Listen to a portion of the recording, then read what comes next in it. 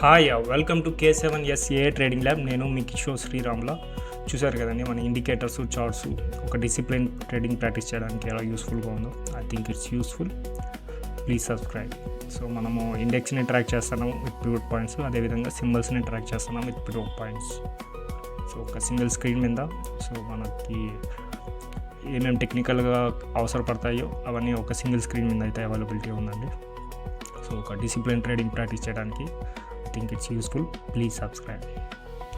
So last week అనాలైసిస్కి వస్తే మనం మండే ఒక గ్యాప్ డౌన్ అయితే చూసాము. దాని తర్వాత సో మార్కెట్లో సో ట్యూస్డే ఒక లైట్గా బేరిష్నెస్ అయితే ఇండికేట్ చేసింది. సో ఒక neutral move and Wednesday gap up. So అది మళ్ళీ న్యూట్రల్ అయింది. సో థర్స్డే ఇక న్యూట్రల్ మూవ్ అయితే అయింది.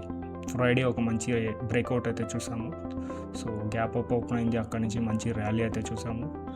మన వీక్లీ చార్ట్స్లో కూడా ఒక బ్రేక్అవుట్ అయితే చూసాము.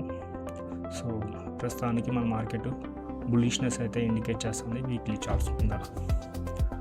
I think it's useful. Please subscribe.